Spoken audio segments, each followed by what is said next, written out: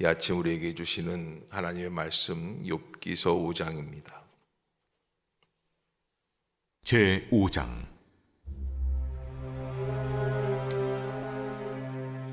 너는 부르짖어보라.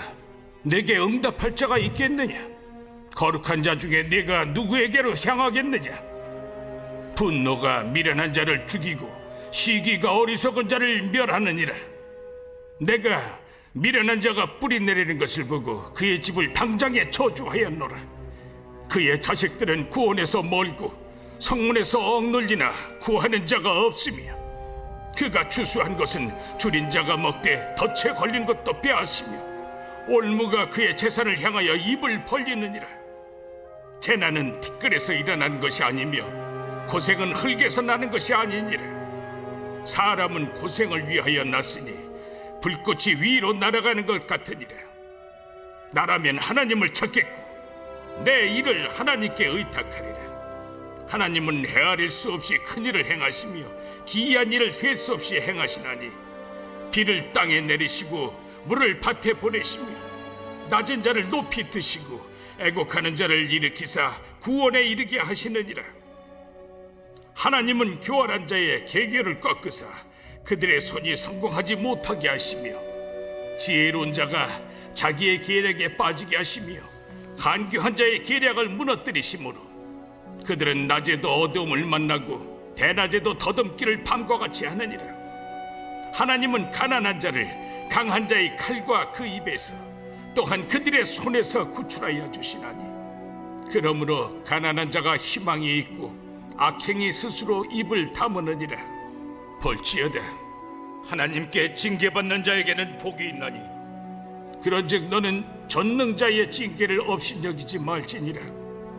하나님은 아프게 하시다가 싸매시며 상하게 하시다가 그의 손으로 고치시나니, 6가지 환난에서 너를 구원하시며 7가지 환난이라도 그 재앙이 내게 미치지 않게 하시며, 기근 때의 죽음에서 전쟁 때의 칼의 위협에서 너를 구원하실 터인즉, 내가 혀의 채찍을 피하여 숨을 수가 있고 멸망에 올 때에도 두려워하지 아니할 것이라.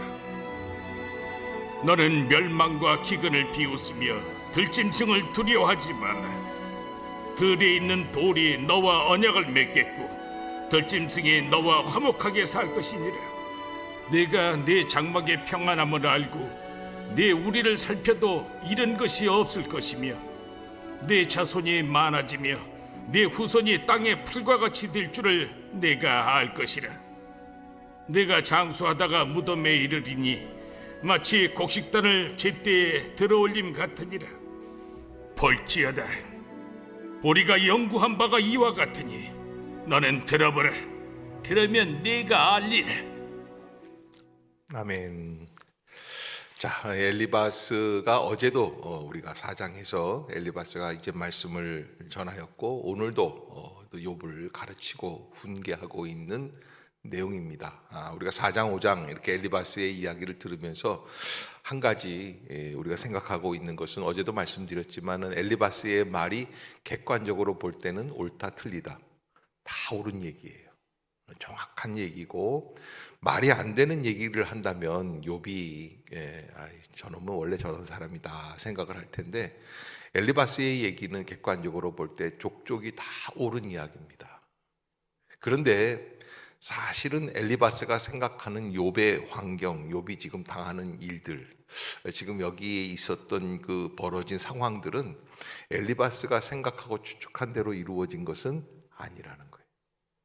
그것이 이제 하나님께서 우리에게 주고 계시는 계시의 음성이죠. 사람들이 고난을 당할 때 네가 생각하는 대로 다 된다고 생각하지 말아라. 우리가 이제 인간의 본연의 입장에서 생각할 때, 인간은 하나님을 믿든지 안 믿든지 우리의 마음속에 무슨 생각이 있냐면 권선징악이라는 거예요. 그래서 세상은 선한 사람들에게 복을 주고 악한 사람들을 징벌하는 역사가 우리 인류의 역사 속에 다 내재되어 있다라는 생각을 하죠. 또 더 나아가서 이런 권선징악은 무엇을 뿌리로 하냐면 인과응보예요. 뿌린 대로 거두는 인생의 법칙 속에서 이루어진다. 뭐 이런 것들이 이제 이야기인데, 오늘 엘리바스가 두 번째 얘기하는 이 5장 내용도 마찬가지입니다. 그런 내용들로 가득 차 있죠. 그래서 엘리바스가 하는 이야기는 다 옳다. 그러나 욥에게 직접적으로 적용할 수 있는 이야기는 아니었다. 그러니까 우리가 세상을 살아갈 때 얼마나 부족한 모습으로, 부족한 생각 속에서 좀 조불합게 세상 사람들을 바라보고 있는 게 우리 인간의 한계다라고 하는 것입니다. 여기 이제 그 1절, 2절 같은 데 보면은 엘리바스가 욥을 빗대어서 하는 이야기 중에 이런 이야기들이 있습니다. 너는 부르짖어보라. 네게 응답할 자가 있겠느냐. 거룩한 자 중에 네가 누구에게로 향하겠느냐. 그러면서 이런 얘기를 하는 거예요. 왜 너에게 이렇게 아무도 대답할 사람이 없는 줄 아니? 2절에 분노가 미련한 자를 죽이고 시기가 어리석은 자를 멸하느니라, 이렇게 얘기를 해요. 그러니까 오늘 본문에서 이제 엘리바스가 욥을 꾸짖는 이야기 중에 한 가지, 첫 번째가 뭐냐면 분노와 시기예요. 욥이 너 언젠가 한 번은 분노했던 거 아니냐, 다혈질이라는 거예요. 왜? 욥은 동방의 천하에서 부자거든요. 많은 것을 소유한 사람이거든요. 그러니까 가난한 사람들을 업신여길 수 있었다고 엘리바스는 생각을 하는 거예요.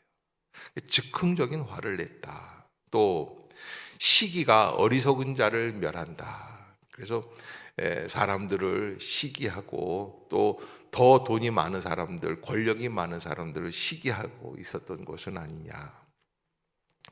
이제 3절에 보면 엘리바스는 이런 이야기를 해요. 내가 미련한 자가 뿌리 내리는 것을 보고 그의 집을 당장에 저주하였노라. 미련한 자가 뿌리 내리는 것을 보고, 미련한 사람이 있다는 거예요. 그래서 그 집을 가꾸지만 그러나 그런 집들이 잘 되지 않도록 자기도 저주했다. 엘리바스가 한 얘기예요. 그러면서 지금은 잘 되는 것 같지만 마침내는 다 반드시 재난이 일어나고 어려움들이 있게 된다. 그래서 권선징악 인과응보의 역사가 6절에 보면 재난은 티끌에서 일어나는 것이 아니고 고생은 흙에서 나는 것이 아니고 사람은 고생을 위하여 났으니 불꽃이 위로 날아가는 것 같으니라. 마치 불은 위로 올라가잖아요. 아래로 내려가는 법이 없잖아요. 그런 것처럼 인간의 모든 죄악과 인간의 모든 행동이 다 하나님 앞에서 벌받게 되어 있다라고 하는 것이고, 그러면서 8절에 나라면 하나님을 찾겠고 내 일을 하나님께 의탁하리라, 이렇게 얘기를 해요. 그러니까 회개하라는 거예요. 욥, 너 빨리 회개해라. 근데 회개한다라는 게 참 문제가 있는 게, 자기가 잘못한 것을 깨닫고 하나님 앞에 회개해야 돼요. 하나님께 자기 잘못을 고백을 해야지 돼요. 근데 욥이 지금 생각할 때에는 사실은 자기가 잘못한 게 있어요, 없어요? 없어요. 오히려 너무 하나님 앞에서 반듯하게 살아서 문제예요. 그런데 여러분, 놀라운 거는 욥이 욥기서 끝나갈 때쯤 되면 자기가 잘못한 것을 알게 돼요.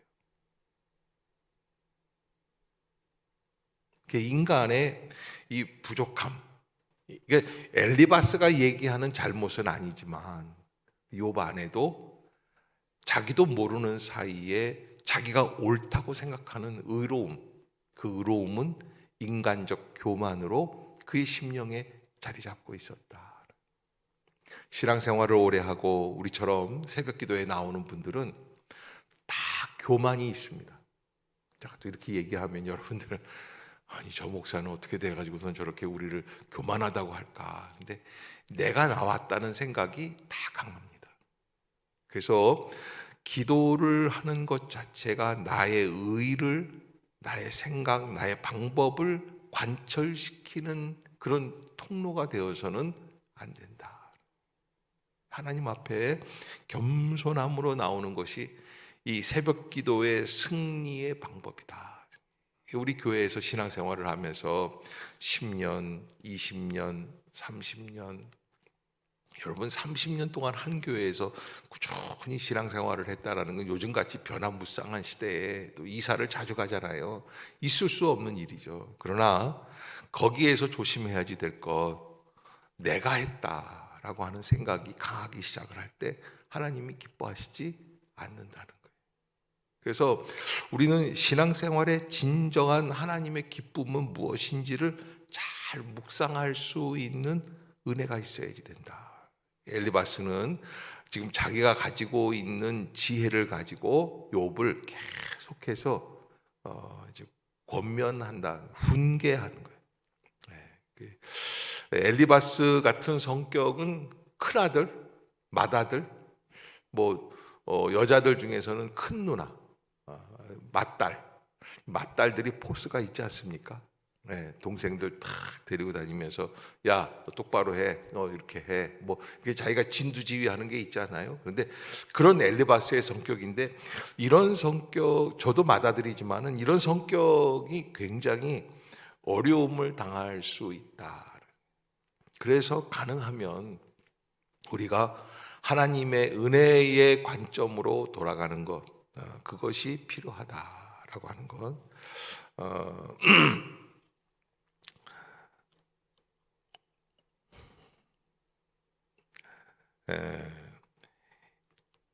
엘리바스는 11절에 보면 낮은 자를 높이 드시고 애곡하는 자를 일으키사 구원에 이르게 하시느니라.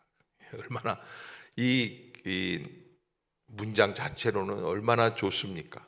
특별히 저는 늘 읽어도 은혜가 되는 구절이 있어요. 여러분들은 어떻게 생각하실지 모르지만은 18절부터 19절까지 보면은 18절 보면은 하나님은 아프게 하시다가 싸매시며 상하게 하시다가 그의 손으로 고치시나니 6가지 환난에서 너를 구원하시며 7가지 환난이라도 그 재앙이 내게 미치지 않게 하시며.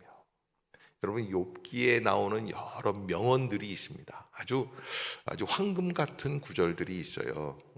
그 중에 이제 여러분들이 잘 알고 있는 것 중에 어떤 게 있냐면 내 시작은 미약하였으나 나중은 창대하리라. 그런데 이게 사실은 그 말 자체로는 너무 좋아요. 예, 그런데 그 상황에서 봤을 때는 옳은 이야기는 아니에요.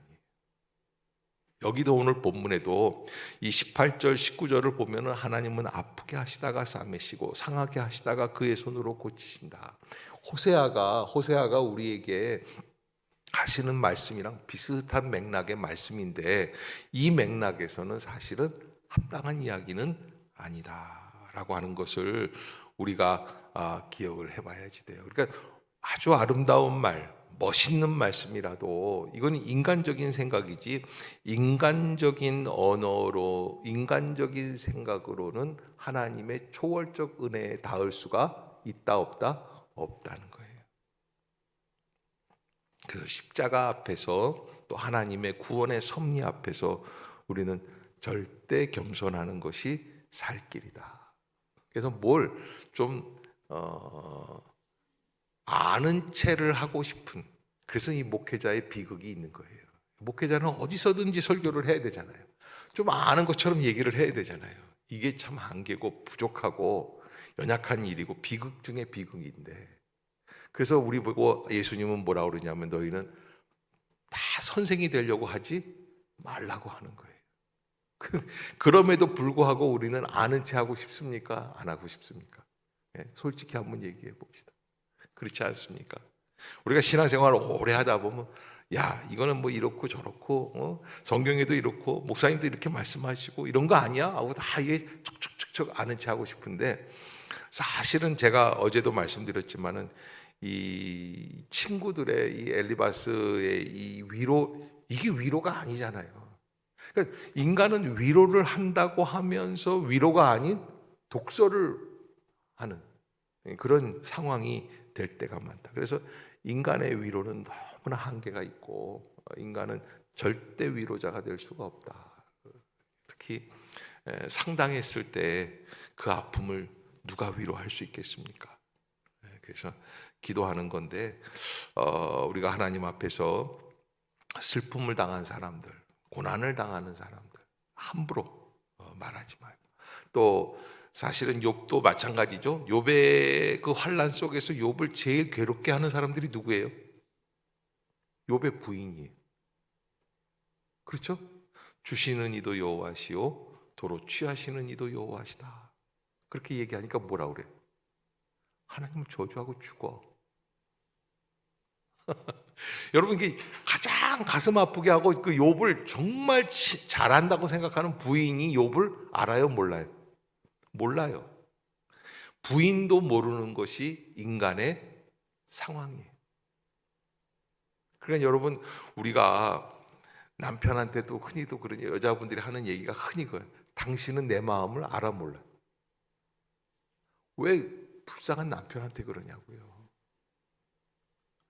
우리가 마음을 알아달라고 해야 할 분은 누구예요? 절 보고 그러지 마세요. 목사도 몰라요. 하나님밖에는 안 계세요. 아멘. 여러분, 주님밖에는 안 계세요. 그래서 주님 앞에 나오는 거예요. 우리가 인간적인 막연한 객관적 지혜, 생각, 그래서 그 입장이 되어보지 않고서는 전혀 그 사람을 모르고 가장 친하다고 하는, 가장 밀접한 아내조차도 욥을 이해 못하고, 그리고 친구들이 와서 일주일을 같이 금식하고 죄를 뒤집어 쓰고 괴로워하는 친구가 어디 있겠습니까? 그런 친구는 없죠. 친구 중에 친구예요.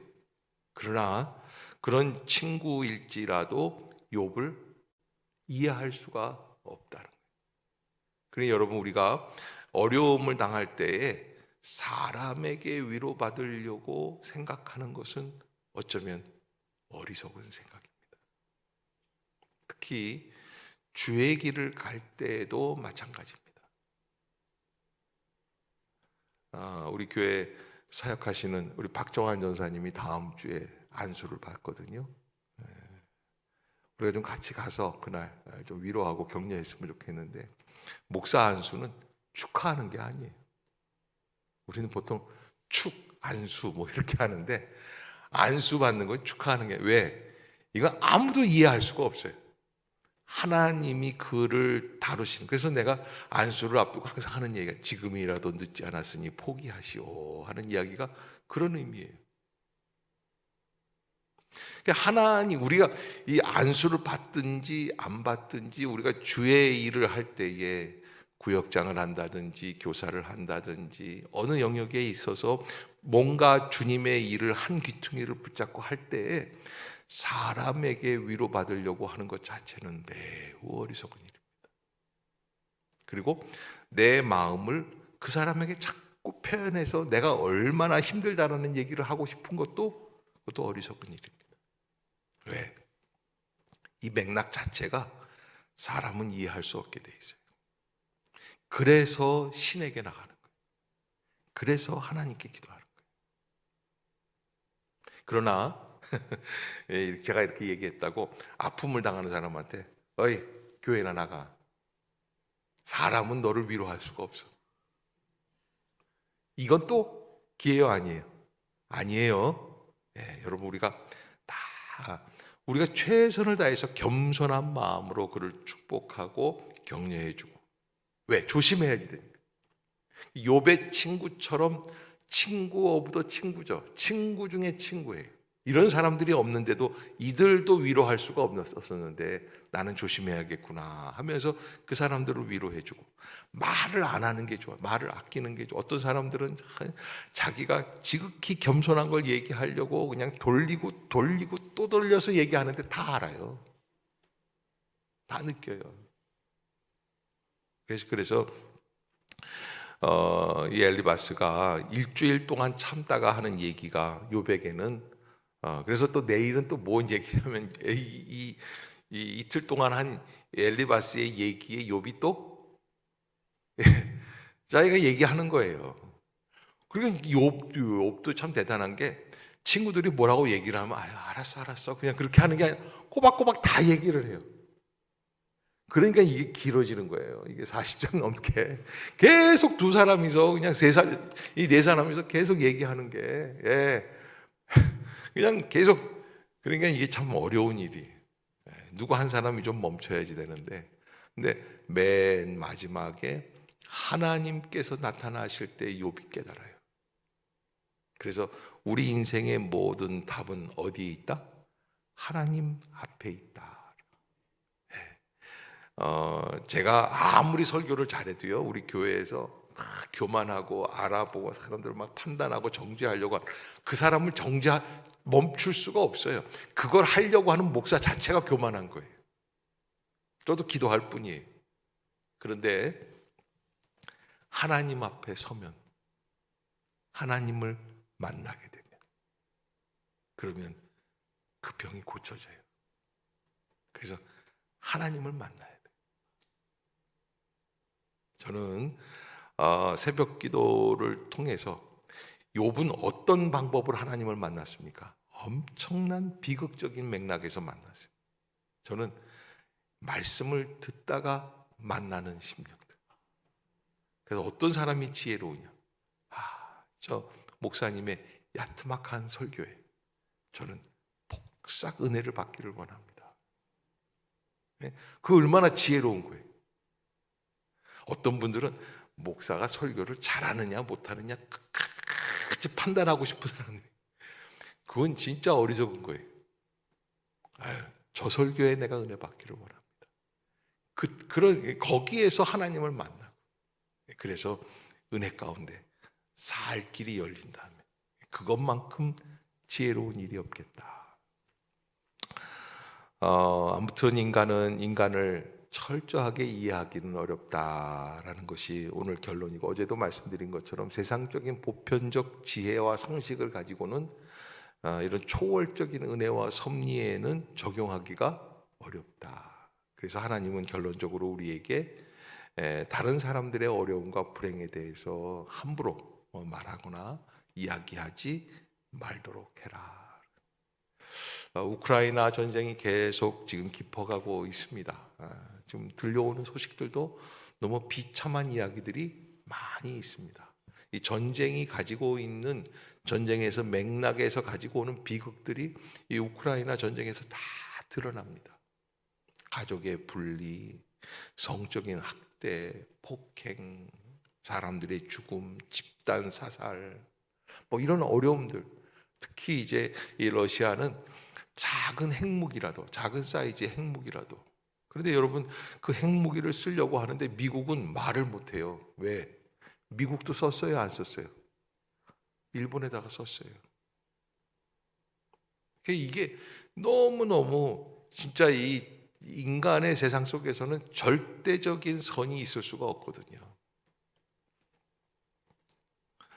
우크라이나는 유럽연합을 믿고 나토에다가 도움을 요청했지만 나토에서도 절대적인 도움을 줄 수는 없는 상황이고, 지금 젤란스키라는 그 대통령이 지금 잘하고는 있지만 인간의 한계예요. 제가 늘 그 소식을 들으면서 우크라이나가 왜 이런 어려움을 당할까? 왜 어려움을 당할까? 저는 우리들에게 깨어 있으라는 경고의 메시지가 아닌가. 우리가 그렇게 받아들일 수밖에는 없다. 우크라이나가 뭔 잘못을 해가지고. 근데 우크라이나 전쟁 나기 전에요. 이 우크라이나 안에 친러시아파와 이 친폴란드파가 있어요.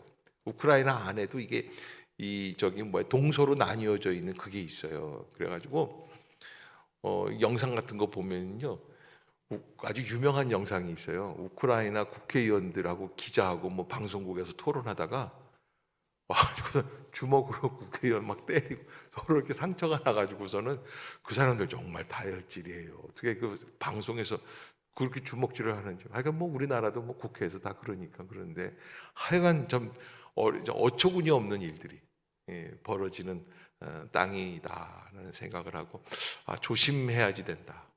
우리가 깨어 있어야지 되고, 전쟁이 일어나면 어떤 지역이든지 어떤 대상이든지 누구나 할 것 없이 동일한 일들이 벌어질 수밖에 없는 비극이 있다. 그러기에 우리가 깨어서 기도할 수 있는, 이 우크라이나 전쟁의 이야기는 남의 얘기가 아니라 우리가 강 건너 불구경처럼 바라볼 수 있는 얘기가 아니다. 욥의 고난을 통해서 우리가 다시 한번 깨닫는 그런 은혜의 시간들이 될 수 있기를 바라겠습니다. 기도하겠습니다. 사랑의 하나님, 은혜를 감사합니다. 이 아침도 저희를 깨워주시고 주의 전으로 인도해 주셨는데 하나님의 은혜 가운데 나와 오늘 주신 말씀들을 깊이 묵상하며, 사람은 자기의 이야기가 옳다고 주장하지만 그러나 하나님 앞에서 우리는 부족하고 연약할 뿐임을 깨닫습니다. 우리를 낮추시고 또 우리를 다시 권면하시는 주의 성령의 음성을 듣게 하여 주시며, 다른 사람의 환난을 내 생각으로 함부로 판단하거나 정죄하지 않도록 우리에게 지혜의 심령, 지혜의 입술을 허락해 주옵소서. 오늘도 하루 종일 주님과 동행하게 하여 주시고 주의 길로 나아가게 하여 주시옵소서. 하나님의 은혜를 깨닫는 우리 모두가 되게 하여 주시옵소서. 성령께서 늘 함께 해 주실 줄로 믿습니다. 예수님의 이름으로 간절히 기도드리옵나이다. 아멘.